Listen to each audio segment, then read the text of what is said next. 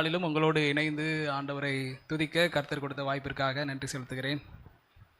வசனத்தை உங்களோடு பகிர்ந்து கொள்ளவும் கர்த்தர் தந்த வாய்ப்பிற்காக நன்றி செலுத்துகிறேன்.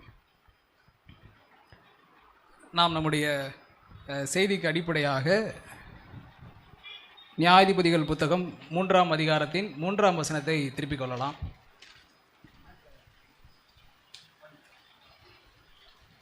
நியாயாதிபதிகள் 3ஆம் அதிகாரம் 3வது வசனம். பெலிஸ்தரின் 5 அதிபதிகளும் சகல கானானியரும் சீதோனியரும் பாகால் எர்மோன் துவங்கி ஆமாத்துக்குள் பிரவேசிக்கும் வரைக்கும் லீபனோனின் மலைகளிலே குடியிருக்கிற ஏவியருமே. பொதுவாக வேதாகமத்தில் இந்த மாதிரி சில பெயர்களை நாம் வாசிக்கும் போது நாம் என்ன செய்வோம்? கடந்து போய் விடுவோம். ஓகே, சில நேம் லிஸ்ட், பெயர் பட்டியலை வாசிக்கும் பொழுது இதிலே நாம் கற்றுக்கொள்வதற்கு என்ன இருக்கிறது என்று சொல்லி நாம் என்ன பண்ணுவோம்? கடந்து விடுவோம். ஆனால் நம்முடைய செய்திக்கு ஆதாரமாக இந்த வசனம்தான் இருக்கிறது. மீண்டுமாய் ஒரு முறை நான் வாசிக்கிறேன்.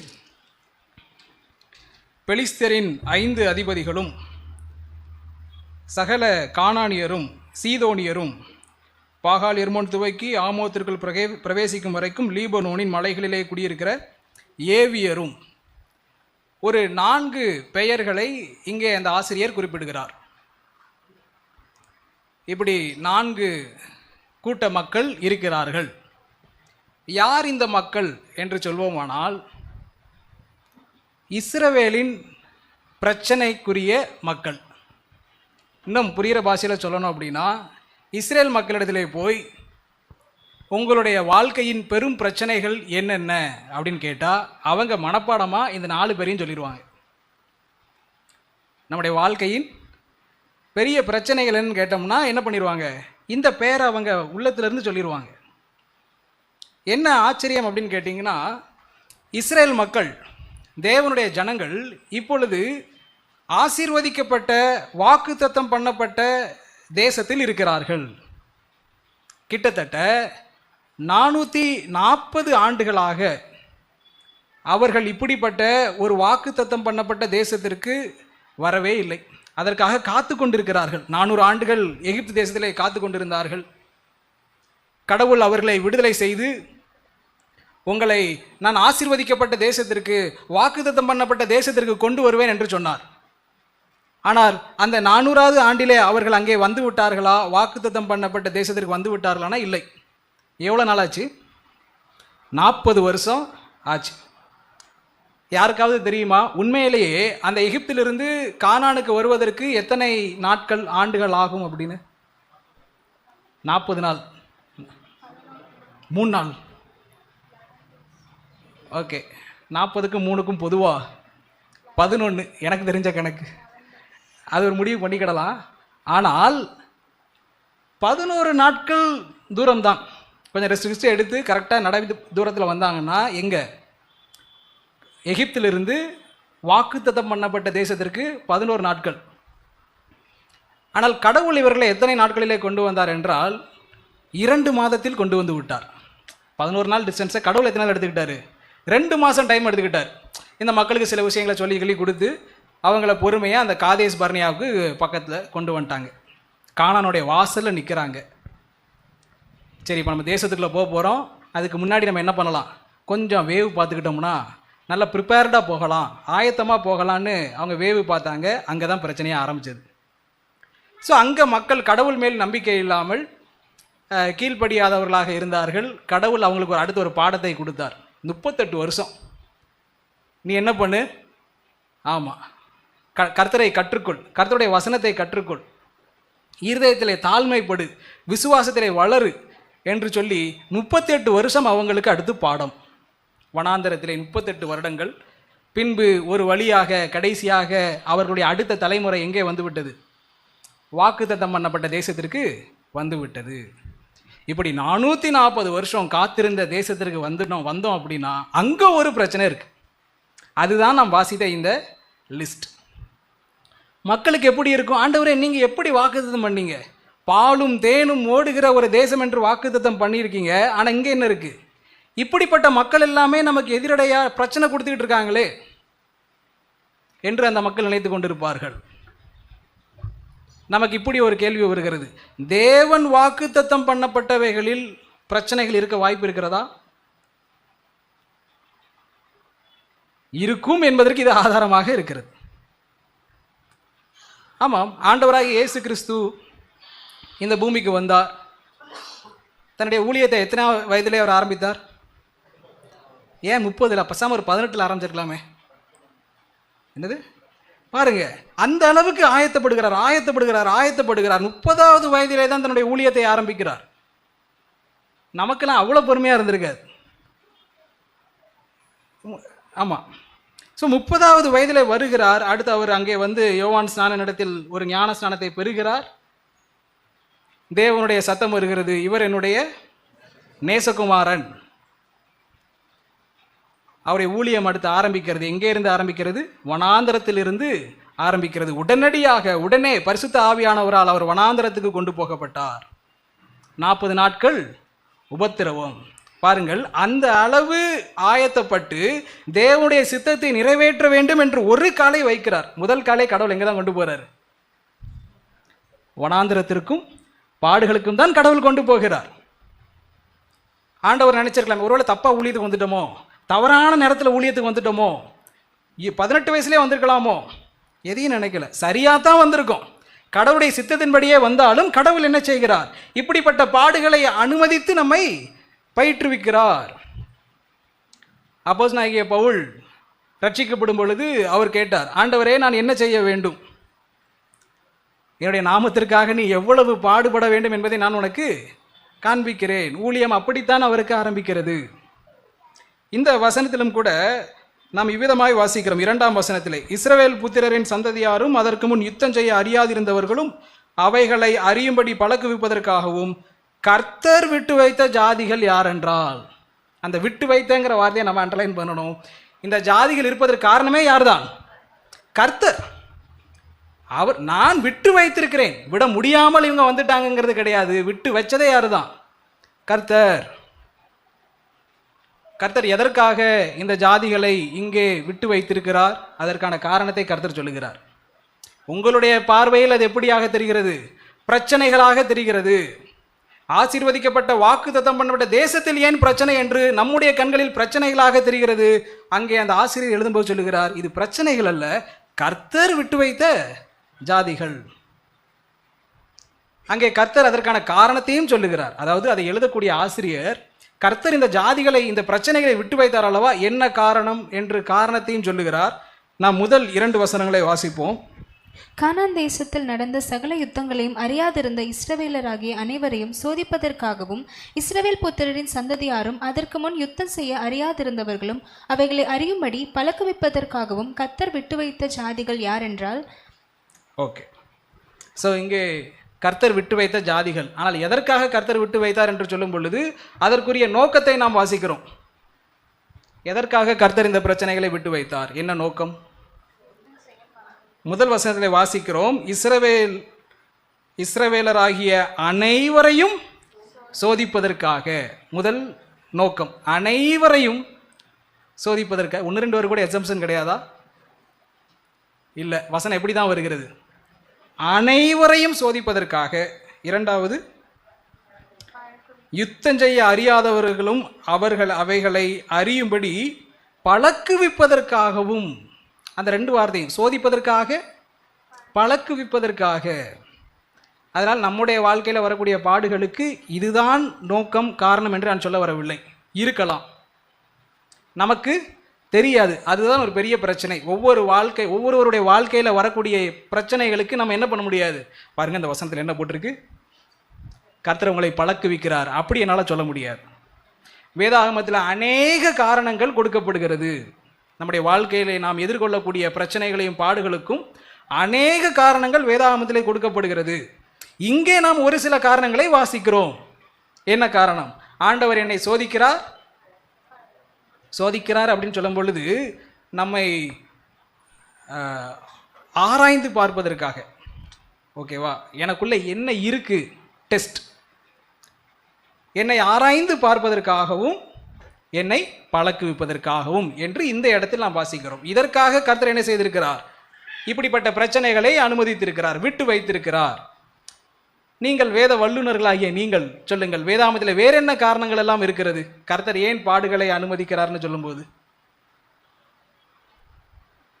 நீங்களே ஒரு ஃப்ளோல போங்க பிரதர். எதுக்கு என்ன சொன்னீங்கண்ணே? விசுவாசத்தை சோதிப்பதற்காக. அதை நானே சொல்லிட்டேன். நீங்கள் சரி, வேற வசனம் மூலமாக சொல்கிறாங்க. பிரதர் என்ன சொல்ல வராங்க அப்படின்னா, அழிந்து போகிற பொன் அக்கினியினாலே சோதிக்கப்படும், அதை பார்க்கிலும் விலையேற பெற்றதாக இருக்கிற நம்முடைய விசுவாசம். ஏன் நம்முடைய விசுவாசத்தை விலையேற பெற்றதாக வேதாகம் சொல்லுகிறது? அவ்வளோ பெரிய ஆளா நம்ம இல்லை. எப்படி அதனால பார்க்காமலே நம்ம விசுவாசிக்கிறோம். அதனால இல்லை, நான் நினைக்கிறேன் நீ சரியா இருக்கலாம். நாம் யார் மேல் விசுவாசம் வைக்கிறோம் என்பதனால், நாம் யார் மேல் விசுவாசம் வைக்கிறோம்? நம்முடைய தேவன், உண்மையான மெய் தேவன் ரட்சகர், அவர் மீது விசுவாசம் வைக்கிறோம். அதனாலே நம்முடைய விசுவாசம் எப்படிப்பட்டதாக இருக்கிறது? விலையேறப்பட்ட விசுவாசம். அதே விசுவாசத்தை வேற ஒரு கடவுள் மேலே வைங்க, ஸ்ட்ராங்காக வைங்க, என்னதான் உறுதியாக வச்சாலும் அது எப்படிப்பட்ட விசுவாசம்? எந்த அர்த்தமும் அற்ற விசுவாசமாக மாறிவிடுகிறது. ஆனால் இந்த தேவன் மீது நாம் விசுவாசம் வைக்கும் பொழுது அது விலையேறப்பட்ட விசுவாசம். ரட்சிக்கப்படுவதற்கு நாம் என்ன செய்ய வேண்டும்? எதுவும் நம்மால் செய்ய முடியாது. ஆண்டவரே, நான் ரட்சிப்பு அடைவதற்கு எதுவும் என்னால் செய்ய முடியாது, எதையும் செய்வதற்கு நான் தகுதி அற்றவன், மிகப்பெரிய பாவி. ஆனால் நான் உம்மை விசுவாசிக்கிறேன், நீ என்னை பற்றி கொள்ளும் என்று அவர் மீது விசுவாசம் வைக்கிறோம். பார்த்தீங்களா? விலையேறப்பட்ட விசுவாசம். நம்முடைய ரட்சிப்புக்கென்று நாம் எதையும் செய்யவில்லை. ஞானஸ்நானம் எடுக்கிறோமா ரட்சிக்கப்படும்படி? இல்லை இல்லை இல்லை, நாம் எதையும் செய்யவில்லை. இன்னும் சொல்ல போனால், ஆண்டவரே, என்னால் எதையும் செய்ய முடியாது,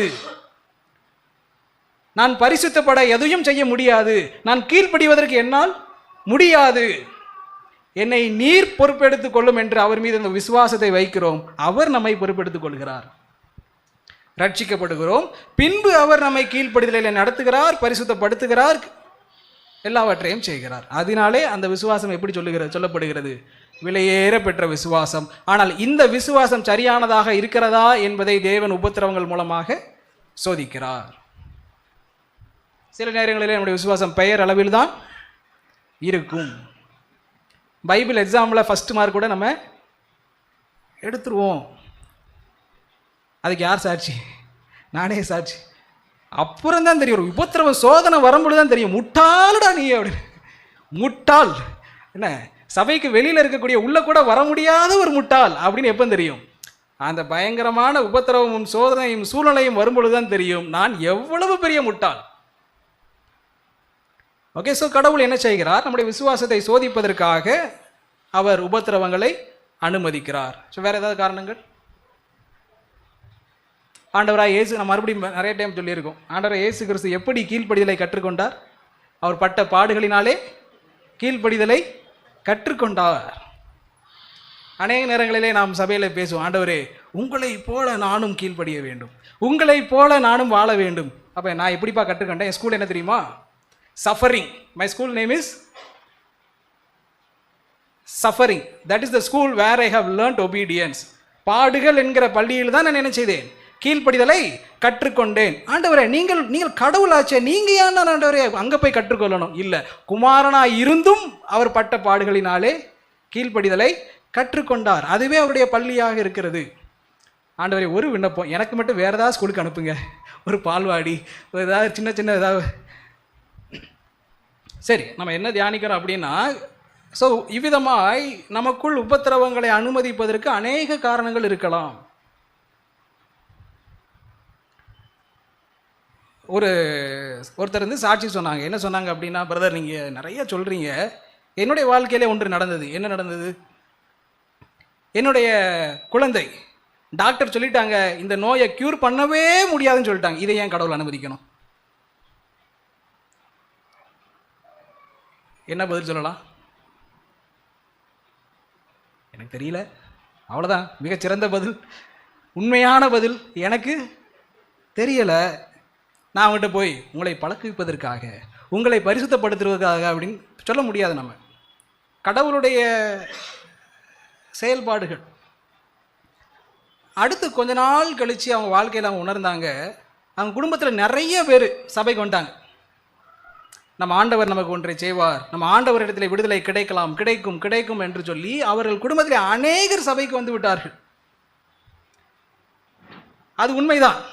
அப்போ நான் அவங்ககிட்ட போய், பார்த்தீங்களா அவங்க பிள்ளை ஏன் கடவுள் இப்படி பண்ணார், நிறைய பேர் உள்ளே கொண்டு வருது அப்படின்னு, அதுவும் பிரச்சனை. அப்போ நம்ம என்ன தான் சொல்ல முடியும்? எனக்கு தெரியலை, ஆனால் ஒன்று தெரியும், கர்த்தர் நல்லவர், கர்த்தர் நல்லவர், கர்த்தர் போதுமானவர், அவர் நீதி உள்ளவர். சில சமயங்களிலே அவருடைய கிரியைகளை நாம் புரிந்து கொள்ள முடியாது. எதற்காக இதை அனுமதித்தார், எதற்காக இதை விட்டு வைத்தார் என்று நாம் புரிந்து கொள்ள முடியாது. என்னுடைய மூளை அறிவால் புரிந்து கொள்ள முடியாது. வேத அறிவை வைத்து நான் யாருக்கும் விளக்கவும் முடியாது. இவ்வளோதான் பிரசங்கம் பண்ணாலும் இப்படிப்பட்ட விளக்கங்களை நம்மால் கொடுக்க முடியாது. தெரியாதுங்க, எனக்கு நமக்கு தெரியாது. ஆனால் ஒன்று தெரியும், கர்த்தர் நல்லவர், நீதி உள்ளவர், போதுமானவர். எல்லா சூழ்நிலைகளையும் அதை மேற்கொண்டு தப்பித்து கொள்ளும்படியான வழியை அவர் உருவாக்குவார். நம்முடைய திராணிக்கு மிஞ்சி நம்மை சோதிக்க மாட்டார். அவர் உண்மை உள்ளவர், அவர் உண்மை, அது எனக்கு தெரியும், அவர் உண்மை உள்ளவர். திராணிக்கு மிஞ்சி நம்மை சோதிக்க இடம் கொடுக்க மாட்டார். அதற்கு மிஞ்சி நமக்கு அங்கே எதற்காக இதை அனுமதித்தார் என்று எனக்கு தெரியவில்லை. நமக்கும் அது போதுமானது. ஆண்டவரே, எதற்காக எனக்கு தெரியவில்லை, ஆனால் நீர் எல்லா சோதனையிலும் கூடவே இருப்பீர், என்னை பலப்படுத்துவீர், தப்பித்துக் கொள்ளும்படியான போக்கை உண்டாக்குவீர். ஓகே, அப்போ நம்ம இங்கே வந்துடலாம். ஸோ இவ்விதமாக இந்த மக்களுக்கு கடவுள் என்ன செய்கிறார், சில நோக்கத்திற்காக அவர்களை பயிற்சிவிப்பதற்காக, பழக்குவிப்பதற்காக அனுமதிக்கிறார் என்று வாசிக்கிறோம். உபாகமம் 7ஆம் அதிகாரம் 22ஆம் வசனத்தை திருப்பிக் கொள்வோம். கடவுள் இன்னொரு காரணத்தை அவரே சில சமயத்தில் சொல்றார் பாருங்க. உபாகமம் 7:22. அந்த ஜாதிகளை உன் தேவனாகிய கர்த்தர் கொஞ்சம் கொஞ்சமாய் உன்னை விட்டு துரத்தி விடுவார். நீ அவர்களை ஒருமிக்க நிர்மூலமாக்க வேண்டாம். நிர்மூலமாக்கினால் காட்டு மிருகங்கள் உன்னிடத்தில் பெருகி போகும். போதும். அந்த இடத்துல நம்ம என்ன காரணம் வாசிச்சோம்? கடவுள் ஏன் கானான் தேசத்திலே இந்த ஜனங்களை அனுமதித்திருந்தார்? ஏனென்றால் இந்த மக்களை சோதிப்பதற்காகவும் பழக்குவிப்பதற்காகவும் என்று வாசித்தோம். வேறொரு இடத்துல கடவுள் வேறொரு காரணத்தை சொல்றாரு. அது ரொம்ப அழகா இருக்கு. அந்த ஜாதிகளை உன் தேவனாகிய கர்த்தர் கொஞ்சம் கொஞ்சமாய் உன்னை விட்டு துரத்தி விடுவார். நீ எதை பிரச்சனைகளாக பார்க்கிறாயோ அதை கர்த்தர் என்ன செய்வார்? கொஞ்சம் கொஞ்சமாக. உடனே முழுமையாக அவரால் தொடச்சி எறிய முடியுமா? அவரால் முடியுமா? முடியும். ஆனால் நான் என்ன தான் பண்ணுவேன்? கொஞ்சம் கொஞ்சமாய் நான் என்ன செய்கிறேன்? அதை துரத்தி விடுவார். ஏனென்றால் நீ அவர்களை ஒருமிக்க நிர்மூலமாக்க வேண்டாம். நிர்மூலமாக்கினால் காட்டு மிருகங்கள் உன்னிடத்தில் பெருகி போகும். சார், நான் பெருசாட்டு என்ன பண்ணுறேன், உங்களுக்கு நல்லது செய்யணும்னு எல்லா பிரச்சனையும் காலி பண்ணிட்டேன் அப்படின்னா அடுத்து நீங்கள் ஒரு பிரச்சனைக்கு வருவீங்க. ஆண்டவரே, என்ன சொன்னீங்க? பாலும் தேனும் ஓடுகிறோம். இங்கே பார்த்தா போலார் பியர் ஓடிக்கிட்டு இருக்கு. இப்படிப்பட்ட ஒரு பிரச்சனையில் நீங்கள் என்ன இப்படி அங்கே காட்டுக்களை இங்கே போலார் பியர் ஓட போகுது, வேறு மிருகங்கள், இப்படிப்பட்ட பிரச்சனைகளை நீங்கள் என்ன ஆண்டவரை கொண்டு வந்துட்டீங்க? மிருகங்கள், இதுக்கு தான் நாங்கள் பயந்தாண்டு ஏதாவது நம்ம ஆளுங்க. ஆண்டவர் ரொம்ப தெளிவாக சொல்கிறார், இந்த ஜனங்கள் இந்த பிரச்சனைகள் இருப்பது நல்லது தான். காட்டு மிருகங்களின் பிரச்சனைகள் நமக்கு வராது. ஸோ முதல் விஷயம் நாம் இந்த வசனங்கள் மூலமாக கற்றுக்கொள்வது, சில சமயங்களில் ஆண்டவர் நமக்கு அனுமதிக்கும் பிரச்சனைகள் அவருக்கு வல்லமை இருக்கிறதா இல்லையா என்பதால் அல்ல, அவருக்கு ஒரு நோக்கம் இருக்கும். ஓகே, ஏன் இந்த பிரச்சனையை கடவுள் அனுமதிக்கிறார்? வல்லமை இல்லையோ, பவர் இல்லையோ, அல்லது பவரை யூஸ் பண்ணலையோ, அல்லது என் மீது கரிசனை இல்லையோ, எதுவுமே இல்லை. நாம் அறிந்திருக்காத சில நோக்கங்கள் அவரிடத்தில் இருக்கும். அதை இந்த இஸ்ரேல் மக்கள் புரிந்து கொண்டிருக்க வேண்டும். ஸோ கடவுள் இப்படிலாம் பார்த்தீங்கன்னா அவங்களுக்கு உதவி பண்ணுறாரு. வரலாற்றில் சில மிஷனரிகளுடைய வாழ்க்கையை நாம் பார்க்கும் பொழுது, ஆலன் கார்டினர் அப்படின்னு ஒரு மிஷனரி இருக்கிறாரு. யாராவது அதை பற்றி கேள்விப்பட்டிருக்கீங்களா? Allen Gardiner. அவருடைய மிகப்பெரிய சிறப்பே அவர் அவ்வளோ பெரிய பிரபலமான நபர் கிடையாது. Allen Gardiner. அதனால அவரை பற்றி கேள்விப்பட்டிருக்க வாய்ப்பு இல்லை. ஆனால் நீங்கள் கூகுளில் அடித்து அவரை பற்றி படிக்கலாம். ஏன் அவர் அந்த அளவுக்கு பிரபலமான ஒரு மிஷனரி இல்லை அப்படின்னு கேட்டிங்கன்னா, அந்த அளவு அவர் ஒரு விசுவாசியை கூட கர்த்தருக்குள் கொண்டு வரவில்லை. ஆனால் எனக்கு அவர் கொஞ்சம் ரொம்ப மிகவும் பிடித்த ஒரு மிஷனரி என்றால் ஆலன் கார்டினரும் ஒருவர். ஆனால் ஒரு விசுவாசியை கூட என்ன செய்யலை, கர்த்தருக்குள் கொண்டு வரவில்லை. ஆனால் சிறு வயதிலிருந்தே அவருக்கு ஒரு தாகம், எப்படியாவது நாம் கர்த்தருக்கென்று ஊழியம் செய்ய வேண்டும், கடல் தாண்டி நாம் செல்ல வேண்டும். அதனால் சின்ன வயசில் அவர் என்ன பண்ணார்னா நேவியில் போய் சேர்ந்தார். ஸோ நேவியில் போய் நம்ம கடற்படையில் சேர்ந்தோம் அப்படின்னா கடல் நமக்கு ரொம்ப பரிச்சயமாயிரும். அப்புறம் நல்லா வளர்ந்ததுக்கு அப்புறம் என்ன பண்ணிடலாம், கடல் தாண்டி ஊழியம் செய்யலாம் அப்படின்ட்டு போனார். அதே மாதிரி அவர் சில தேசங்களுக்கும் சென்றார், சவுத் ஆப்பிரிக்காவுக்கெலாம் சென்றார். இப்படியா சென்றிருக்கும் பொழுது கடைசியாக அவர் வந்து பார்த்தீங்கன்னா ஃபீகோ என்கிற ஒரு சிறு தீவுக்கு அவர் சென்றார். ஃபீகோ என்கிற ஒரு சிறு தீவுக்கு செல்லுகிறார். அவரோடு ஒரு 6 ஊழியர்களும் உடன் ஊழியர்களுமாக செல்லுகிறார்கள். இந்த கார்டினருடைய ஒரு பண்பு என்னன்னு கேட்டிங்கன்னா, கடவுளுக்கென்று மிக கடினமான ஊழியத்தை தான் நாம் செய்ய வேண்டும். ரொம்ப லேசாக இருக்கக்கூடிய பக்கத்தில் இருக்கலாம் செய்யக்கூடாது. கடினமான செஞ்சால் கஷ்டப்பட்டு தான் செய்யணும். ஏன் கஷ்டப்பட்டு செய்யணும்? ஏன்னா நிறைய பேர் கஷ்டப்பட்டு செய்ய மாட்டாங்க. அப்போ நம்ம என்ன பண்ணலாம், கஷ்டப்பட்டு செய்வோம். அதில் இன்னொரு ஒரு மனப்பாங்கம் அவருக்கு உண்டு. எப்பப்பெல்லாம் பிரச்சனை வருதோ அவர் இன்னும் தீவிரமாக ஊழியம் செய்வார். தன்னுடைய மனைவி மறித்து விடுகிறார். அவருடைய ஊழியத்தின் பாதையிலே தன்னுடைய மனைவி மறித்து விடுகிறார். அவர் அதுக்கு கொடுத்த விளக்கம், இது என்னால் தாங்கிக் கொள்ள முடியாத ஒரு இழப்பு, அதனால நான் இன்னும் கடவுளுக்கு நெருங்கி சேர போகிறேன். யாராவது அப்படி சொல்லி கேள்விப்பட்டிருக்கீங்களா? ஆண்டவரே, ரொம்ப வேகமாக தான் ஓடிக்கிட்டு இருந்தேன், இப்போ ஒரு இழப்பை நீங்கள் கொடுத்துட்டீங்க, அதனால கொஞ்சம் ஸ்லோவாக ஓடிக்கிட்டு இருக்கேன். அதுதான் பொதுவான நம்முடைய காரியமாக இருக்கும். ஆனால் அவர் செஞ்சது, ஆண்டவரே வேகமாக ஓடிக்கொண்டிருந்தேன், இவ்வளோ பெரிய இழப்பு, எனக்கு ஒரு வழியே தெரியல, இன்னும் வேகமாக ஓடணும், இன்னும் உங்களை நெருங்கி ஜீவிக்கணும் அப்படின்னு சொல்லி என்ன பண்ணார், இப்படிப்பட்ட கடினமான ஒரு பாதையை அவர் தேர்ந்தெடுத்தார்.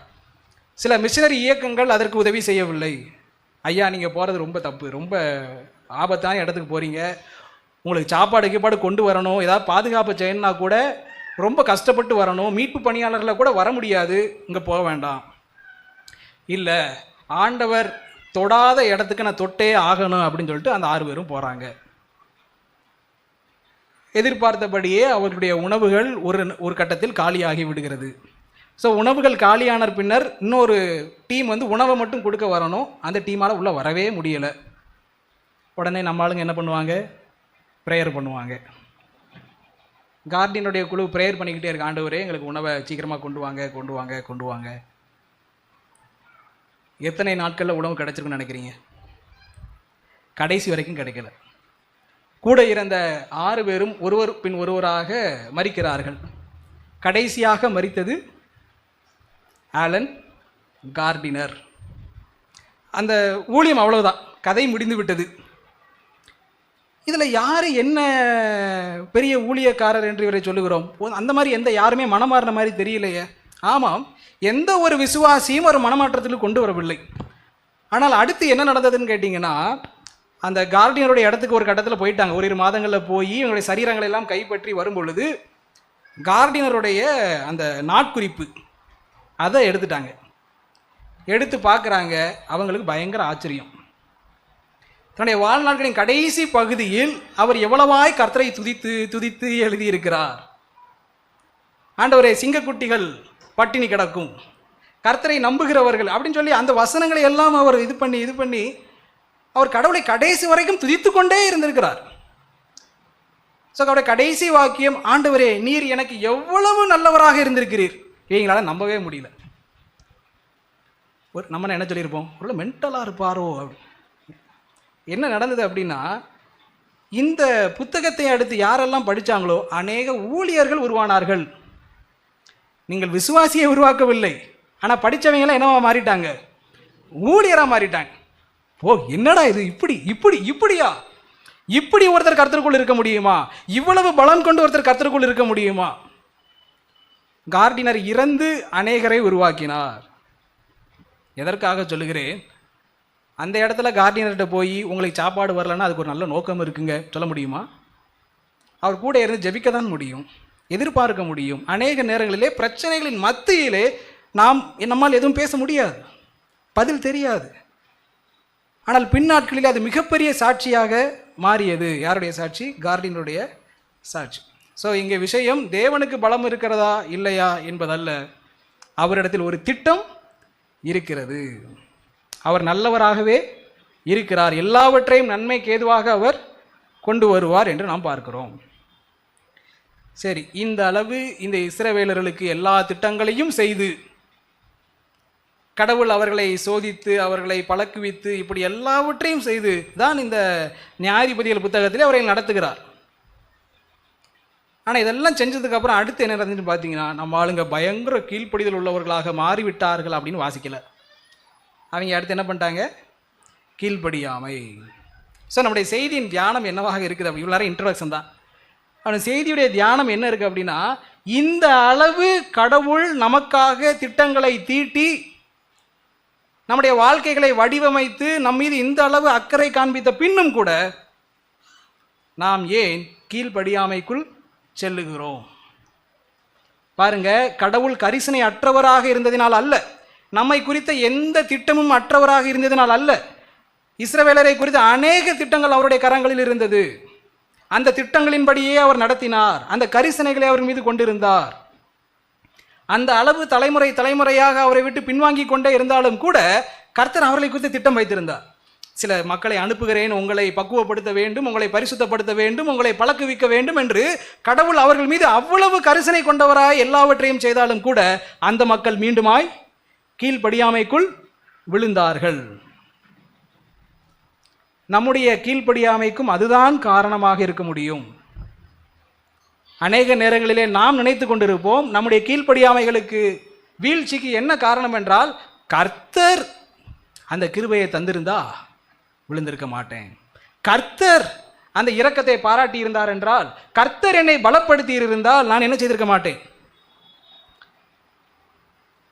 இப்படிப்பட்ட தவறை செய்திருக்க மாட்டேன். ஆனால் கர்த்தரிடத்தில் கேட்டால்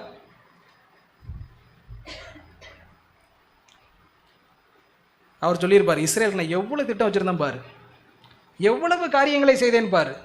பார்த்து பார்த்து ஒரு ஜாதிகளாக நான் கொஞ்சம் அதை ரிசர்ச் பண்ணி ஸ்டடி பண்ணும்போது இந்த 4 ஜாதிகளை குறித்து நம்ம வாசிக்கிறோம். மேப்பில் அவங்கள வச்சோம் அப்படின்னு கேட்டிங்கன்னா, ஒருத்தர் மேலே, ஒருத்தர் கீழே, ஒருத்தர் லெஃப்ட்டு, ஒருத்தர் ரைட்டு. கர்த்தர் இந்த இஸ்ரேல் மத்தியில் இந்த ஜனங்களுக்கு சுற்றி இருக்கக்கூடிய அந்த பிரச்சனைகளை எப்படி வச்சிருக்கிறாரு? ஈஸ்ட் வெஸ்ட்டு நார்த்து சவுத்து கரெக்டாக வச்சு, நீ எங்கேயுமே போகக்கூடாது, எங்கிட்டு போனாலும் உனக்கு யார் இருக்கணும்? பிரச்சனை இருக்கணும். இப்போ உனக்கு பிரச்சனை தேவை. அந்த மாதிரி ஜாகிரபியாக அவர் வச்சிருக்கிறார். இந்த அளவு நம்ம அவர் மக்கள் மீது கரிசனை உள்ளவராய் செய்திருக்கிறார். ஆனால் அடுத்து வாசிக்கிறோம், கானானியர்கள்கிட்ட போனாங்க, கல்யாணம் பண்ணாங்க, அப்புறம் விக்கிரகங்களை வழிபட்டார்கள், எல்லாம் முடிஞ்சுது அப்படின்னு வாசிக்கிறோம். வருத்தமாக இருக்குது. கடவுளை நீ இவ்வளோ அற்புதமாலாம் நடத்துனீங்க, இப்போ பாருங்க என்ன பண்ணிட்டாங்க பாருங்க. ஆண்டவர் சொல்வார், போய் கண்ணாடியை பாருப்பா, என்னவோ பரிசுத்தவான் மாதிரி பேசிக்கிறீங்க, போய் கண்ணாடியை பாரு, நீங்களும் அப்படி தானே இருக்கிறீங்க. ஸோ அடுத்ததான் நம்முடைய தியானம் என்னவாக இருக்கிறது? ஆண்டவர் இவ்வளவு கரிசனை உள்ளவர்களாய் நம்மிடத்தில் நடந்தாலும் கூட நாம் ஏன் சில சமயங்களிலே கீழ்ப்படிதல் அற்றவர்களாய் போகிறோம்? ஏசாயா 5ஆம் அதிகாரத்தை நாம் திருப்பிக் கொள்வோம்.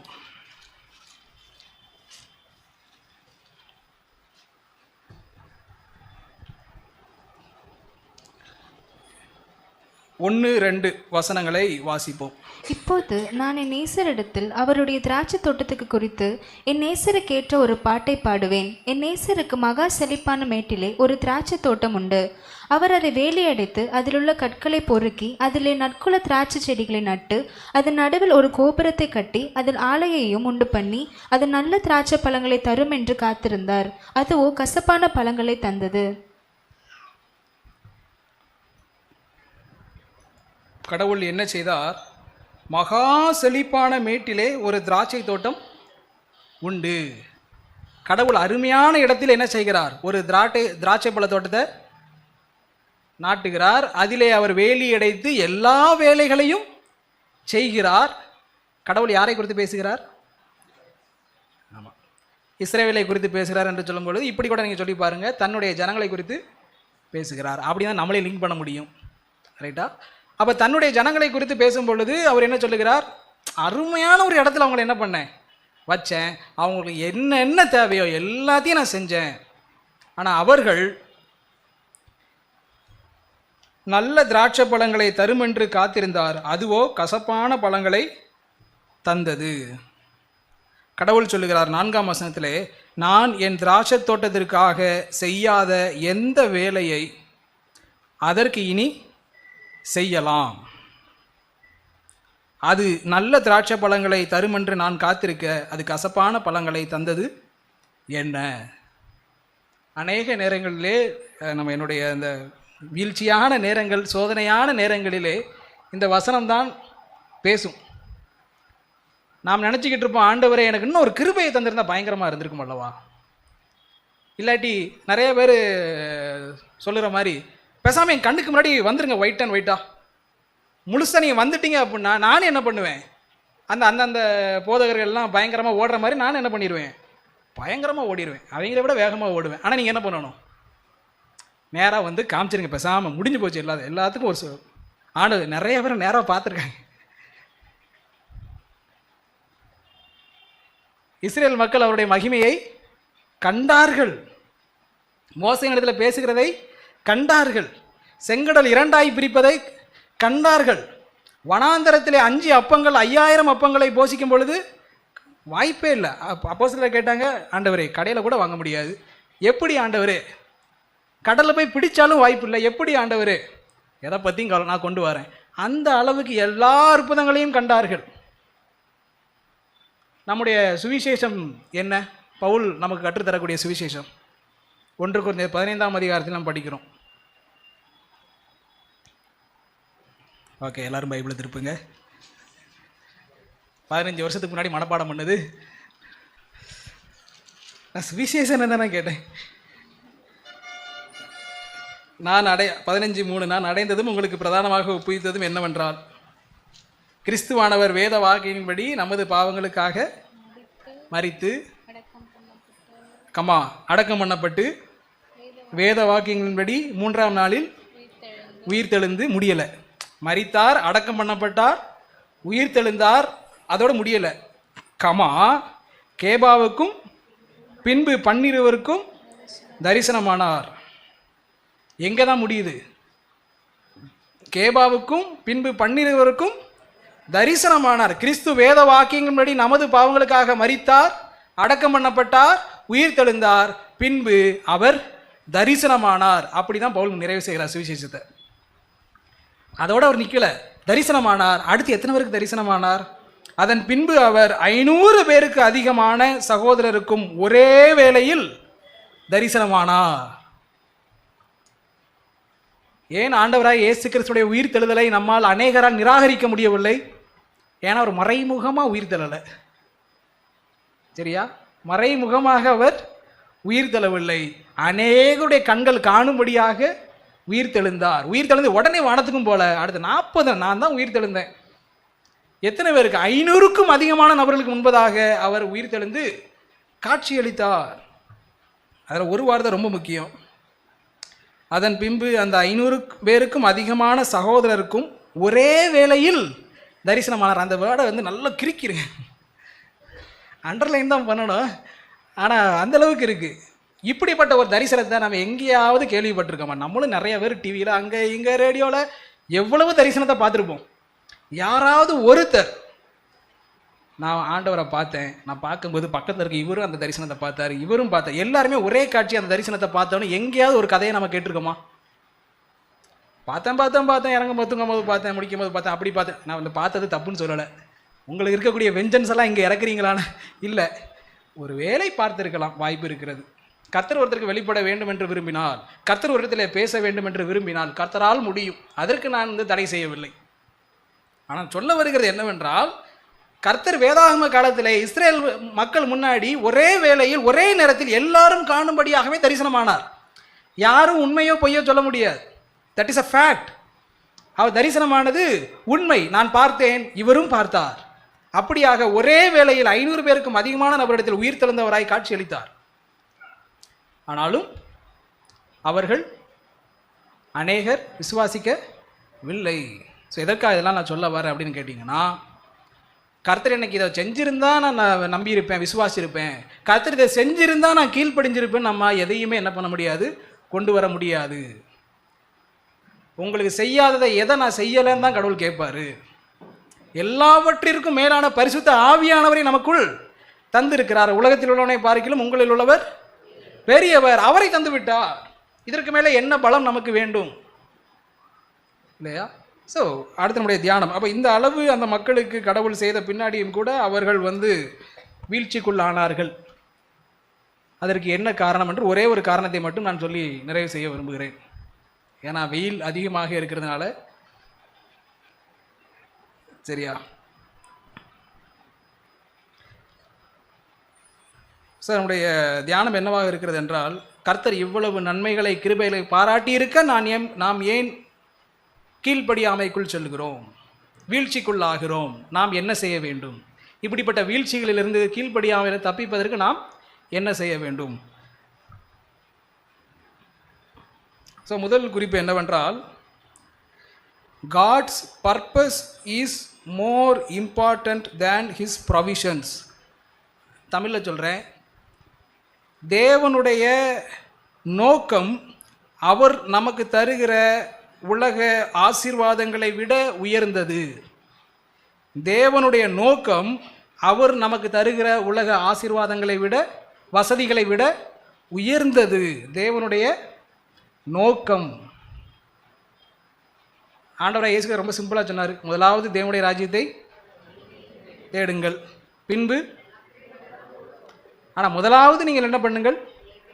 தேவனுடைய ராஜ்யத்தை தேடுங்கள். முதலாவது நம்முடைய நோக்கம் எதை சார்ந்திருக்க வேண்டும்? தேவனுடைய ராஜ்யம், தேவனுடைய ஆளுகை, தேவனுடைய நீதி, தேவனுடைய சித்தம், தேவனுடைய திட்டம்.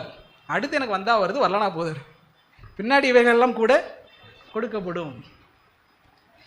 ஏன் நான் இதை சொல்கிறேன் அப்படின்னு வாசிப்போம். நியாயாதிபதிகள் 3ஆம் அதிகாரம் 4வது வசனம். கர்த்தர் மோசேயை கொண்டு தங்கள் பிதாக்களுக்கு விதித்த கற்பனைகளுக்கு இஸ்ரவேலர் கீழ்ப்படிவார்களோ என்று அறியும்படி இஸ்ரவேலரை அவர்களாலே சோதிப்பதற்காக அவர்கள் விடப்பட்டிருந்தார்கள். போதும். கர்த்தர் அவர்களை சோதிக்கும்படியாக இந்த ஜனங்களை விட்டு வைத்திருந்தார் என்று வாசிக்கிறோம். என்ன சோதிக்க போறார் அவங்க கிட்ட அப்படின்னா, இவர்கள் அவர் விதித்த கற்பனைகளுக்கு இஸ்ரவேலர் கீழ்ப்படிவார்களோ என்று அறியும்படி.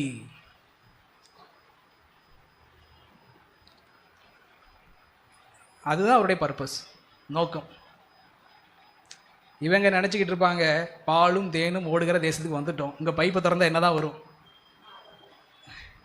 அப்படின்னு இவங்க நினச்சிக்கிட்டாங்க. ஆனால் ஆண்டவர் சொன்னார், பாலை விட எனக்கு பயங்கரமான ஒரு நோக்கம் இருக்குப்பா. என்ன ஆண்டவரை நோக்கம்? பால் தானே நம்முடைய நோக்கமே. என்ன ஆண்டவரே, தேனா?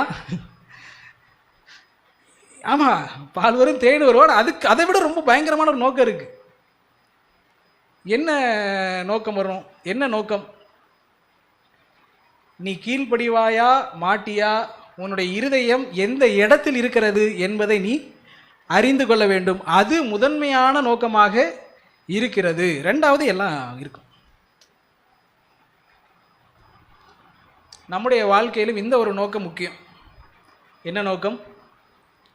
நம்முடைய இருதயத்தை குறித்த அறிவு முக்கியம். நம்முடைய மனம் திரும்புதல் முக்கியம். நான் எந்தெந்த பாவங்களில் எப்படி எப்படி இருக்கிறேன் என்கிற அறிவு நமக்கு முக்கியம். அதற்கு பின்பு நம்முடைய ஆசீர்வாதங்களை குறித்து நாம் யோசிக்கலாம். முதலாவது நாம் எதை குறித்து யோசிக்க வேண்டியதாக இருக்கிறது? நான் எந்த இடத்தில் இருக்கிறேன்.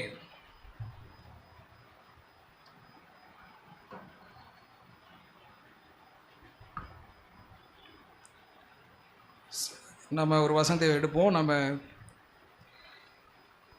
சங்கீதம் 19ஆம் அதிகாரம். வானங்கள் தேவனுடைய மகிமையை வெளிப்படுத்துகின்றன, ஆகாய விரிவு அவருடைய கரங்களின் கிரியையை அறிவிக்கிறது. பகலுக்கு பகல் வார்த்தைகளை பொழிகிறது, இரவுக்கு இரவு அறிவை தெரிவிக்கிறது. பாருங்க, இந்த ஆசிரியர் பயங்கரமா வானம் எவ்வளவு பெரியதாக இருக்கிறது, கடவுள் எவ்வளவு பெரியவர் என்கிற அறிவோடு அவர் பேசுகிறார். கடவுள் எவ்வளவு பெரியவர் என்று நாம் புரிந்து கொள்ள வேண்டும் என்றால் நாம் என்னதான் பார்க்க வேண்டியது இருக்கு? வானத்தை பார்க்க வேண்டியது இருக்கு. அந்த வானத்தை நீங்கள் இன்னும் வந்து டெலஸ்கோப்பு, அதை விட பயங்கரமான டெலஸ்கோப்னு யூஸ் பண்ணி பார்க்க நமக்கு ஒரு விஷயம் புரியும். கடவுள் எவ்வளவு பெரியவர், எந்த அளவுக்கு பெரியவருங்க. அதாவது இந்த பிரபஞ்சம் எந்த அளவுக்கு பெரிய ஒரு பிரபஞ்சம் என்பதை விவரிக்கவே முடியாது, அந்த அளவுக்கு பெருசாக இருக்குது. உதாரணத்துக்கு இப்போ இந்த ஃபோனு தான் உலகம்னு வச்சுக்கோங்க. நம்முடைய பூமி வந்து எந்த அளவுக்கு இருக்குது, இந்த ஃபோன் அளவுக்கு இருக்குது. அப்போ இந்த பிரபஞ்சம் எந்த அளவுக்கு இருக்கும், இந்தியா அளவுக்கு இருக்குமா? அந்த ஒப்புமை புரிய வருதா? இந்த ஃபோனு தான் என்னது, நாம் வாழ்கிற உலகம். அப்போ இந்த பிரபஞ்சம் எந்த அளவுக்கு பெருசாக இருக்கும்? ஏசியா கண்டம் கூட பத்தாது, அதை விட பெருசு. இந்த உலகத்தை விட பெருசு. அப்போ நம்ம என்னத்தை கம்பேர் பண்ண முடியும்? இந்த பிரபஞ்சம் இந்த உலகத்தை விட பெரியது. நம்முடைய பூமி எந்த அளவுக்கு பெருசு? இந்த ஃபோன் அளவுக்கு தான் இருக்குது. இதுக்குள்ளே நம்ம எங்கே இருப்போம்? அதுதான் அந்த ஆசிரியர் பேசுகிறார். ஆண்டவர் எல்லாம் எவ்வளவு பெருசாக இருக்கிற, நான் எம்பிட்டு ஆண்டவரே, என்ன நான் வந்து இதில் எங்கே இருக்கேன், ஆனாலும் நீங்கள் என்ன பண்ணுறீங்க, என்ன என் மீது கரிசனை உள்ளவராக இருக்கிறீங்க, எவ்வளவு பெரியவர் நீங்கள் அப்படின்னு சொல்லி தான் அந்த 8ஆம் அதிகாரம் 19ஆம் அதிகாரம்லாம் வரும். ஆனால் அப்படி வரும் பொழுது அவர் வந்து ஆண்டவரை குறித்து சொல்லக்கூடிய ஒரு விஷயம், ஒரு அறிக்கை, ஆண்டவரிடத்திலே ஒரு அறிக்கை சொல்லுகிறார். 12ஆம் வசனத்திலே, தன் பிள்ளைகளை உணர்கிறவன் யார், மறைந்து கிடக்கும் பிள்ளைகளிலிருந்து என்னை சுத்திகரியும். தன் பிள்ளைகளை உணர்கிறவன் யார், மறைந்து கிடக்கும் பிள்ளைகளிலிருந்து என்னை சுத்திகரியும். நான் சொல்கிறேன், திஸ் இஸ் த பர்பஸ். ரொம்ப உயர்ந்த நோக்கம், தேவன் நம் மீது கொண்டிருக்க நோக்கத்தில் ரொம்ப உயர்ந்த நோக்கம். நம்மால் நம்முடைய பிள்ளைகளை உணர்ந்து கொள்ள முடியாது, அநேகத்தில் ஒத்துக்கவே மாட்டோம்,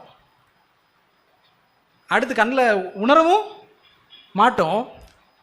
அவர் அதை பிடிச்சிக்கிட்டார். ஆண்டவரே, நீர் என்ன பண்ணுங்க, மறைந்து கிடக்கிற என்னுடைய பிள்ளையை என்னிடத்திலிருந்து சுத்திகரியும். துணிகரமான 13ஆம் வசனம், துணிகரமான பாவங்களுக்கும் உமது அடியேனை விலக்கி காரும், அவைகள் என்னை ஆண்டு கொள்ள ஒட்டாதிரும். அப்பொழுது நான் உத்தமனாகி பெரும் பாதகத்துக்கு நீங்களாய் இருப்பேன். அப்பொழுது நான் உத்தமனாய் இருப்பேன், அப்பொழுது நான் பாக்கியவானாய் இருப்பேன். வேதாகமத்திலே யார் பாக்கியவான்னு கேட்டால் இதான், எவருடைய பாவங்களை கர்த்தர் மன்னிக்கிறாரோ, நினையாதிருக்கிறாரோ, எண்ணாதிருக்கிறாரோ அவன் பாக்கியவான். அப்படின்னா என்ன அர்த்தம்? நம்ம என்ன நினச்சிக்கிட்டு இருக்கோம் அப்படின்னா, என்கிட்ட நிறைய பாவம் இருக்கும், ஆனால் கர்த்தர் என்ன பண்ண மாட்டார், எல்லாத்தையும் பார்த்துக்கலாம் இருக்க மாட்டார், கடந்து போயிடுவார். நோ, அது எப்படி பாக்கியமாக இருக்க முடியும்? அது வசனத்துடைய உண்மையான அர்த்தம் என்னன்னு கேட்டிங்கன்னா, அந்த வசனத்தை முதல்ல சொன்னதே தாவீது தான். புதிய ஏற்பாட்டு பழைய உடன்படிக்கை. ஆனால் இங்கே விஷயம் என்னவென்றால், அதே கர்த்தருடைய தாசர்கள் சொல்லுகிறார்கள், கர்த்தர் எப்படி கடந்து போகிறார்? முதலாவது, என்னுடைய பாவத்திற்கு தக்க நம்மை தண்டிக்க மாட்டார், அதுதான் அவர் செய்கிறார். நம்முடைய பாவத்தை அதற்கேற்ற விதமாக அவர் என்ன செய்து கிடையாது, அணுகுவது கிடையாது. நம் மீது இரக்கம் வைத்து நம்முடைய பாவங்களை நம்மிடத்திலிருந்து நீக்குகிறார். That is what God is doing. நாம் ஒரு ரோடு ஆக்சிடெண்ட்டு, மிகவும் அடிபட்ட நிலையில், அடிபட்டு உருண்டு கடைசியாக வந்து பார்த்தீங்கன்னா ஒரு சாக்கடை குழியில் போய் விழுந்துட்டோம். அங்கேருந்து வந்த டாக்டர் என்ன பண்ணுறாரு, சாக்கடைக்குள்ளே இறங்கி, அடிபட்டது ஒன்று, ஆனால் அவர் எங்கே இறங்கணும், டாக்டர்ஸ் இறங்குவாங்களா? இறங்க மாட்டாங்க. க்ளீன் பண்ணிவிட்டு பாடி அவங்க வந்து கொடு. டாக்டர் என்ன பாடியா? ஆமாப்பா, அப்படி தான் இருக்குது. க்ளீன் பண்ணிட்டு வா, அதுக்கு 2 பேர் இருக்காங்களா, அவங்களாம் வரட்டும் அப்படின்ட்டு தான் இருக்காங்க. ஆனால் இந்த டாக்டர் என்ன பண்ணுறாருன்னா, அந்த சாக்கடை குழியில் இறங்கி நம்ம எடுக்கிறார். நம்முடைய அழுக்குகளை அவர் எண்ணாது இருக்கிறார். அதை பார்த்தவர் விலகி ஓடவில்லை. நம்முடைய அழுக்குகளை எண்ணாது இருக்கிறார், நம்மை எடுக்கிறார், நம்மை குணப்படுத்துகிறார். அந்த குணப்படுத்துறதை தான் நம்ம இங்கே பார்க்கிறோம். துணிகரமான பாவங்களுக்கும் உமது அடியேனை விலக்கி காரும். மறைந்து கிடக்கும் பிள்ளைகளை என்னிடத்திலிருந்து சுத்திகரின்னு சொன்னார். ஆனால் அடுத்து எந்த பாவத்தை குறித்து பேசுகிறாரு? துணிகரமான பாவம். இதெல்லாம் அவர் வந்து ஏதோ புறஜாதி மக்களை குறித்து, கர்த்தரை அறியாத மக்களை குறித்து அல்ல. கர்த்தருடைய ஜனம், கர்த்தருடைய வசனம் எவ்வளவு பெரியது, கர்த்தர் எவ்வளவு பெரியவர், ஆகாய விரிவுகளிலும் அவருடைய மகிமை வெளிப்படுகிறது என்று பாடியவர் அடுத்து சொல்லுகிறார், ஆண்டவரே என்னிடத்தில் என்ன இருக்கிறது? மறைந்து கிடக்கிற பாவம் இருக்கிறது ஒன்று, நீங்களும் அதுதான் ரிமூவ் பண்ணணும். துணிகரமான பாவம் என்னிடத்தில் இருக்கிறது. அந்த துணிகரமான பாவத்தை அடியேனிலிருந்து விலக்கி காத்தருளும், அவைகள் என்னை ஆண்டு கொள்ள ஒட்டாதிரும், அப்பொழுது நான் உத்தமனாகி பெரும்பாததுக்கு நீங்கி சுத்தமாக இருப்பேன். ஸோ நீங்களாக இருப்பேன். ஸோ அதுதான் என்னது? பாக்கியம். That is the blessing. கர்த்தர் இவ்விதமாய் நம்மை பாக்கியவானாக மாற்றுகிறார், உத்தமனாக மாற்றுகிறார். இதுதான் இஸ்ரவேல் மக்களுடைய குறித்த திட்டமாக இருந்தது. நீங்கள் கீழ்ப்படுகிறீர்களோ இல்லையோ, உங்களுடைய இருதயம் எப்படிப்பட்டதாக இருக்கிறது அதை பார்க்க வேண்டும். அதுவே நோக்கமாக இருக்கிறது. பாலும் தேனும்லாம் அப்புறம், முதல்ல உங்களுடைய இருதயம் எந்த இடத்துல இருக்கு? ஸோ அந்த ஆண்டவரை அறிந்த மக்கள் அதற்காக ஆண்டவரிடத்திலே வந்தார்கள். ஆண்டவரை எவ்வளவு பெரியவராக இருக்கிறீர், ரொம்ப பெரியவர் நீர், எனக்கு ஒரு ஹெல்ப் பண்ணுங்க ஆண்டவரே. என்ன ஹெல்ப்புப்பா? மறைந்து கிடக்கிற பாவத்தை என்னிடத்திலிருந்து எடுத்து போடுங்க. போதுமா? அது மட்டும் இல்லை ஆண்டவரை, நான் என்கிட்ட துணிகரமான பாவமும் இருக்கிறது, என்னிடத்திலிருந்து எடுத்து போடுங்கள், அப்பொழுதுதான் நான் உத்தமனாக இருப்பேன். கடைசியாக, என் கண்மலையும் என் மீட்பெருமாகிய கர்த்தாவே, என் வாயின் வார்த்தைகளும் என் இருதயத்தின் தியானமும் உமது சமூகத்துக்கு பிரியமாய் இருப்பதாக. இந்த இடத்துல நீங்கள் இருதயத்தின் தியானமும் என்கிற இடத்தில் நான் போட வேண்டிய வார்த்தை இருதயத்தின் எண்ணமும். எண்ணம், மெடிடேஷன் கிடையாது, மை திங்கிங். ஸோ அவர் என்ன சொல்ல வர்றாரு அப்படின்னா, ஆண்டவரே என் வாயின் இருந்து வரக்கூடிய எல்லா வார்த்தைகளானாலும் சரி, என் இருதயத்தில் இருந்து வரக்கூடிய எல்லா எண்ணங்களும் சரி, இந்த வார்த்தைகளும் இந்த எண்ணங்களும் உம்முடைய சமூகத்திற்கு ஏதுவானதாக இருக்க வேண்டும், பிரியமானதாக இருக்க வேண்டும். எதுவுமே முரணாக இருக்க கூடாது. என்னுடைய செயல்பாடுகளுக்கெல்லாம் அப்புறம் வரும் ஆண்டவரே, என்னுடைய வார்த்தைகளும் சரி, என்னுடைய எண்ணங்களுமே எப்படி தான் இருக்க வேண்டும்? உம்முடைய சமூகத்திற்கு பிரியமாக இருக்க வேண்டும். எவ்வளவு பாக்கியவான், எவ்வளவு ஒரு பாக்கியமான ஒரு நிலை, எவ்வளவு ஒரு உயரிய நோக்கம் நம்மை குறித்து தேவன் கொண்டிருக்கிறார். மீண்டுமாய் நான் ரிப்பீட் பண்ணுறேன், நம்மை குறித்து தேவன் கொண்டிருக்கக்கூடிய நோக்கம் இதுதான். நம்முடைய இருதயத்தை அறிந்து அதை சுத்திகரிப்பது. எந்த அளவு சுத்திகரிப்பு? நம்முடைய வாயிலிருந்து வரக்கூடிய வார்த்தைகளும் நம்முடைய எண்ணங்களும் அவருடைய சமூகத்திற்கு மிக பிரியமாயிருப்பதாக. நான் இந்த வாலிபர்கள் மீட்டிங்கில் இல்லை, நாங்கள் வந்து என்ன ஒரு பிளான் போயிட்டு இருந்தது, நான் அந்த பிளானை சொல்லக்கூடாது, இருந்தாலும் சொல்கிறேன், நீங்கள் அது ரெடியாக இருந்துக்கோங்க. ஆனால் அப்படி செய்ய மாட்டோம், செய்யவே மாட்டோம். ஆனால் டிஸ்கஷன் டைமில் வந்து நாங்கள் டிஸ்கஸ் பண்ணிக்கிட்டு இருந்தோம். என்ன டிஸ்கஸ் பண்ணிகிட்டு இருந்தோம்னா, நம்ம வந்து என்ன பண்ணணும், நம்ம வாலிபர்கள்ட்ட வந்து நீங்கள் வந்து கொடுப்பா, உங்களோட வாட்ஸ்அப்பை கொடுப்பா பார்ப்போம் அப்படின்னு கேட்டால் அவங்க என்ன பண்ணணும்? கொடுக்கணும். அந்த அளவுக்கு நம்ம பசங்க எப்படி இருக்கணும்? அவங்களுடைய வார்த்தைகள் எல்லா சமூகத்துக்கு முன்பதாகவும் சரியான வார்த்தைகளாக இருக்க வேண்டும். ஆனால் சொன்னதான் சுற்றி இருக்க எல்லாரும் பயந்துட்டாங்க. இப்படி நடந்துச்சுன்னா என்னத்துக்கு ஆறது? முடிஞ்சு போச்சு, எல்லாம் முடிஞ்சு போச்சு. சரி, வாலிபர்கள்ட்ட தான் வேண்டாம், ஸ்கூல் படிக்கிற பிள்ளைங்கிட்ட கேளுங்க அப்படின்னா முடிஞ்சு போச்சு. இன்னும் பயங்கரமான ஹார்ட் அட்டாக்கும் கார்டியாக் அரெஸ்ட்டும் நமக்கு வரும். அதில் 2-3 பேர், அப்பா அம்மா நாங்களுக்கே பெர்மிஷன் கிடையாது, எங்களுக்கே பெர்மிஷன் கிடையாது, இல்லை நீங்கள் போய் சர்ச்சில் வந்து கேட்க போகிறீங்களா? போய் உங்களோட இன்ஸ்டாகிராம் எடு, வாட்ஸ்அப் எடு, ஃபேஸ்புக் எடுன்னு. இப்போ அதோடைய டெப்த்து நமக்கு புரியுதா? நான் என்ன பண்ணிக்கிட்டு இருக்கேங்கிற இந்த விஷயத்தை என்னுடைய பேரண்ட்ஸ்கிட்ட காமிக்க முடியல, எங்கிட்ட போய் சபையில் காண்பிக்கிறது. இவர் எங்கே போயிட்டார்?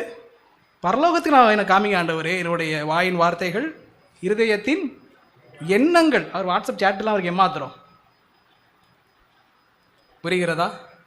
ஓகே, இனிமேல் எல்லாத்தையும் நம்ம ரொம்ப சீக்கிரட்டாக அப்படி நம்ம செய்ய மாட்டோம். என்னத்துக்காரது? யார் கொலை கேஸில் உள்ள போகிறது? பிரதர், யாரை கொலை பண்ணுவாங்க? எப்படினாலும் நடக்கலாம்.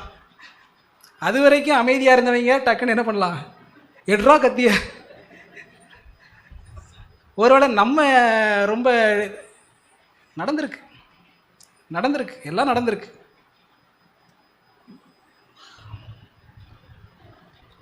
ஸோ இதெல்லாம் உதாரணமாக தான் சொல்கிறேன், சபையில் நடக்காது, அப்படிலாம் நடக்காது. பட் டிஸ்கஷன், பிரெயின் ஸ்டாமிங் அப்படி பண்ணும்போது என்னெல்லாம் பண்ணலாம், எப்படி எப்படி சில விஷயங்கள் ப்ராக்டிக்கலாக இப்படிலாம் பண்ணும்பொழுது, ஏன்னா எண்டாவதுலேயே நம்ம யாரையோ காயப்படுத்துறதுக்கோ அவமானப்படுத்துறதுக்கோ யாரையோ நம்ம வெளிப்படுத்துறதுக்கோ கண்டுபிடிக்கிறதுக்கோ எதுவுமே நம்ம நோக்கம் கிடையாது. என்ன செஞ்சு எல்லாரையுமே ஒரு பரிசுத்த பாதையில் கர்த்தருக்கு பிரியமாக எப்படி நம்ம ப்ராக்டிக்கலாக நடத்த முடியும்? பெரியவங்களாம் நம்ம டச் பண்ண முடியாது, யார் யார் என்ன தப்பு பண்ணுறான்னு நம்ம பின்னாடி போய் வாட்ச் பண்ண முடியாது. ஆனால் நம்ம கரங்களில் இருக்கக்கூடிய பிள்ளைகளை நாம் என்ன செய்ய முடியும்? நம்மளால் முடிந்த காரியங்களை நம்மால் செய்ய முடியும் என்கிற யோசனைகள். ஏன் நம்ம அப்படிலாம் செய்கிறோம் அப்படின்னா இதுதான், ஆண்டவர் நம்மை குறித்த இப்படிப்பட்ட பரிசுத்தமான திட்டங்களை நம்மை குறித்து அவர் வைத்திருக்கிறார். ஸோ இதோடு கூட நாம் நிறைவு செய்யலாம். அப்புறம் கடைசியாக சொன்ன அந்த விஷயம் தான் ரொம்ப பயமாகவே இருக்கிறோம். அப்படி யாரையுமே தான் சொல்கிறேன் செய்ய மாட்டோம். That is a privacy, we understand the privacy. Okay, so அதை நீங்கள் பயப்பட வேண்டாம். ஆனால் நமக்கு இருக்கக்கூடிய விஷயம் இதுதான், ஆண்டவரிடத்திலே நம்முடைய வாஞ்சை இதுவே நம்முடைய பாக்கியமாக இருக்கிறது. என் கண்மலையும் என் மீட்பெருமாகிய கர்த்தாவே, என் வாயின் வார்த்தைகளும் என் இருதயத்தின் யோசனைகளும் உம்முடைய சமூகத்திற்கு பிரியமாக இருப்பதாக. மறைந்து கிடக்கிற பாவங்களானாலும் சரி நீர் சுத்திகரியும், துணிகரமான பாவத்தை நீர் நீக்கி அருளும். ஓகே, ஆண்டவரத்தில் நாம் ஜெபிக்கலாம். கிருபையும் இரக்கமும் நிறைந்த ஆண்டவரே, நன்றி செலுத்துகிறோம். அப்பா, இந்த நாளிலும் நாங்கள் உம்முடைய சமூகத்திலே உம்முடைய வசனங்களை தியானிக்க கர்த்தர் கிருபை செய்தீர், நன்றி செலுத்துகிறோம். அப்பா, நாங்கள் உம்முடைய வசனங்களை தியானிக்கிறோம் ஆண்டவரே. எங்களுடைய பிரச்சனைகளுக்கான காரணங்களே அநேக வேளைகளிலே எங்களால் அறிந்து கொள்ள முடியாது, புரிந்து கொள்ள முடியாது. ஆனாலும் ஆண்டவரே, நீர் நல்லவராக இருக்கிறீர். ஆண்டவரே, நீர் நாங்கள் இவைகளை கடந்து போக மேற்கொள்ள அதற்கு ஏற்ற பலனை தருகிறீர், எங்களை பரிசுத்தப்படுத்துகிறீர். அதற்காக நாங்கள் நன்றி செலுத்துகிறோம் ஆண்டவரே. இப்பொழுதும் ஆண்டவரே, எங்களுக்காக நீர் வைத்திருக்கிற உயரிய நோக்கத்திற்காக நாங்கள் நன்றி செலுத்துகிறோம் ஆண்டவரே. நாங்கள் முதலாவது தேவனுடைய ராஜ்யத்தை தேடும்படியாக, தேவனுடைய நீதியின்படி நடக்கும்படியாக நீர் எங்களுக்கு நியமித்த பாதைக்காக நன்றி செலுத்துகிறோம் ஆண்டவரே. உம்முடைய தாசன் உம்முடைய சமூகத்திலே விண்ணப்பித்து வாஞ்சித்தது போல ஆண்டவரே, மறைந்து கிடக்கிற பாவங்களை எங்களிடத்திலிருந்து நீர் நீக்கி அருளும்படியாக நாங்கள் வேண்டிக் கொள்கிறோம். எங்களுடைய துணிகரமான காரியங்களை நீர் விளக்கும்படியாக வேண்டிக் கொள்கிறோம் ஆண்டவரே. அதுவே ஆசீர்வாதமாக இருக்கிறது, உத்தமமாக இருக்கிறது என்று நாங்கள் வாசிக்கிறோமே.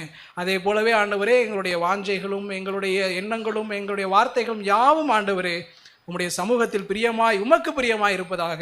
இப்படிப்பட்ட பாக்கியத்தில் நாங்கள் ஒவ்வொருவரும் ஆண்டவரே, நாங்களும் சரி, எங்களுடைய ஆண்டவரே, எங்களுக்கு கீழே இருக்கக்கூடிய பிள்ளைகளும் சரி ஆண்டவரே, எல்லாரையும் நாங்கள் உம்முடைய சமூகத்திலே நாங்கள் நடத்த, பரிசுத்தப்படுத்த, உமக்கு பிரியமாய் நாங்கள் இருக்க கர்த்தர் நீர் எங்களை பலப்படுத்துவீராக. நன்றி ஆண்டவரே. இந்த நாளிலும் சகோதர சகோதரிகள் கலந்து கொண்டதற்காக நன்றி செலுத்துகிறோம். எங்களுடைய தேவைகளை கர்த்தர் நீர் சந்தித்ததற்காக நன்றி செலுத்துகிறோம். தொடர்ந்து எங்களுடைய ஆவிக்குரிய தேவைகளையும் கர்த்தர் நீர் சந்திக்கும்படியாக நாங்கள் வேண்டிக் கொள்கிறோம். இந்த விண்ணப்பங்களை எங்கள் அருமை இரட்சகர் ஆண்டவராகிய இயேசு கிறிஸ்துவின் நாமத்திலே நாங்கள் ஏறெடுக்கிறோம். ஆமென். Okay, thank you. God bless you.